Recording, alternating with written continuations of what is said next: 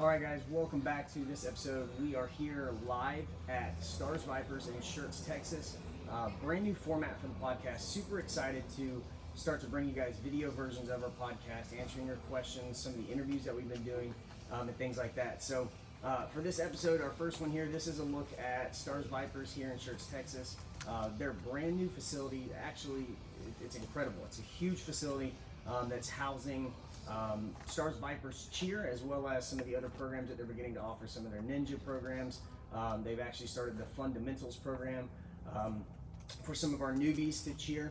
Additionally, coming up here at Stars Complex, we're going to have basketball. There's going to be a wrestling program. There'll be some weightlifting and working out and stuff. So we're excited to be here and to start filming our podcast for you so that you can see a little bit of the inside of where, kind of where I call home as far as my cheer world. So today we have 3 questions that you guys have submitted, and we are excited to get to answer these questions. There's going to be a common theme with a couple of them asking questions about strength, power, and things like that. So let's dive right in. So our first question is, how do we improve partner stunts, especially with one-arm stunts? One of the biggest things that I see when it comes to one-arm stunting and struggles that guys have with one-arm stunts is purely just strength. A lot of times we start and we focus on, technique is our primary thing, which is very, very important, because without proper technique, it doesn't matter how strong you are. If you're not doing things properly, we're not going to be able to improve. So one of the things that I really push for guys when it comes to getting stronger with partner stunting is going outside of cheer and actually just hitting the weights more. We have to have strong shoulders, we have to have strong core, and we have to be able to generate power in order to be able to hold these stunts. One thing I used to do when I was still active in stunting was once or twice a week after my workouts, I'd go to the end of the workout. I would find the heaviest dumbbell that I could hold, hopefully or preferably something close to the size of your girl, your partner. So for me, it was around, between 100 and 110 pounds was about the size of my partner. So I try to find something within that range that I felt like I could hold overhead. And I would seriously just take one dumbbell and would put it overhead and hold it as long as I possibly could. At Florida at UF, we actually had a contest at the end of every third quarter where we would see who could hold their girl in a QP the longest. And I had a lot of good competition with my teammates, but there was a lot of those that I did win.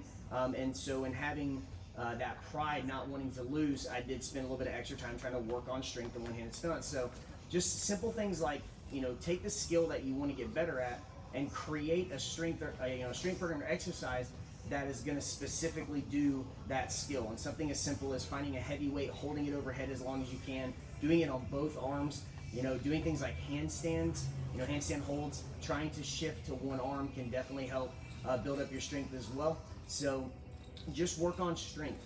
And that kind of segues us into our second question, is how do we get more power in our tumbling? And honestly, the answer is pretty much the same.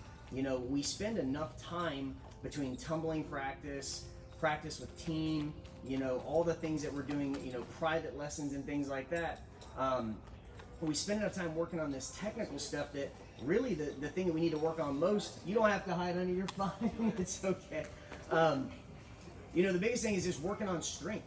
We spend enough time working on the technical part of tumbling and the technical part of cheer, that we don't truly need to spend, a lot of extra time working just repetition.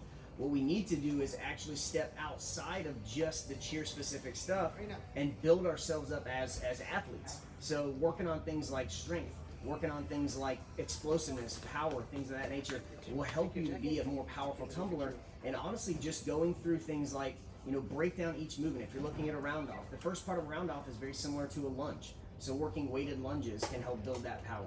Working on, instead of running tumbling all the time, you can work on power tumbling. So standing in one spot, finding a way to generate as much power as you possibly can without running. That way when you add running, you're actually just going to take it up another level, and it's going to make you that much better. So when you're looking at more power in tumbling, how to be stronger, the most important thing is just work on getting stronger and breaking down each individual part of cheer into an exercise, right? So stunting, picking someone up, lifting them overhead, that's very similar to picking up a weight, lifting it overhead.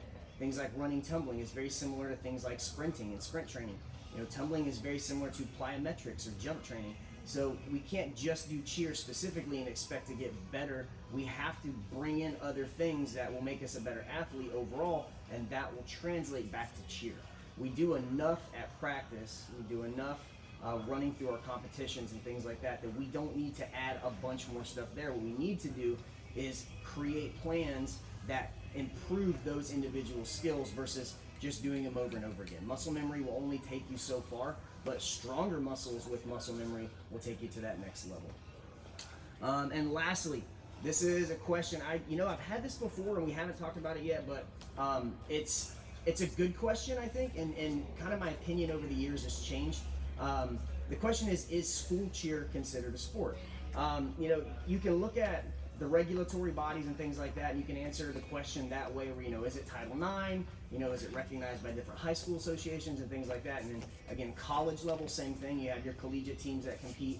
And then, even when I was actively still in cheer, I was still doing camps in the summer with UCA. I remember at one point this conversation came up, and I'll just say a very high ranking member in cheerleading spoke to our group and said that cheer wasn't a sport, that it was an athletic hobby, or it didn't mean that in a bad way. It just meant that where the sport stood at that time was it wasn't considered technically a sport by the definitions of these officiating bodies. In my opinion, obviously in my opinion, it's not it's not the standard, but I feel like if you are competing against someone else, against another team, if you are actively working towards winning something, then I feel that is a sport. Now that's, some people argue and say that's wrong, because you look at things like bodybuilding, that is, you're competing against other people, but you're by yourself. There's, it's an aesthetics and a subjective type thing. And cheer, a lot of times, there's some subjectivity to it, because we have things that, technically are ranking as higher points, and then you have things that are ranking as lower points, and you have somebody's opinion of, well, is that back handspring as pretty as that back handspring? Is that pyramid as pretty as that pyramid? So you do get some subjectivity with it, but if you are just doing sideline cheer like with a school, you're not competing, then in my opinion, it's more of an athletic hobby, right? If you're competing with your school, then I think you start to get into that gray area of athletic hobby versus sport, because you have a competitive thing that you're working towards attaining. And then obviously you get into the all-star world where it is purely competition. It's really impossible to argue that it's not a sport. So I really feel like it's not necessarily a black and white, like, is this a sport or is it not a sport? It's more of, if you're competing, I consider it a sport. If you're just supporting another team, you like the stunt, you like the tumble, and it's less of a competitive nature, then I would say look at it as more of an athletic hobby, or an athletic activity that you enjoy doing. And just leave that term sport to if you're actually competing against someone. So great questions this week, guys. Really, really happy to be able to bring this new format to you. You can probably see all the little ones running around in the background, and you probably hear people over there. One of our teams is about to start practicing. So I'm excited to start bringing you guys a video format for the podcast, and we look forward to answering more of your questions. Definitely keep submitting. If you haven't already, whatever platform you're listening to us on, follow that platform, so that way it continues to help us to reach more athletes, because the more attention that we get, the more it's pushed out whenever people are searching for things in cheerleading. So thank you so much for joining us, guys, and we'll catch you on the next episode.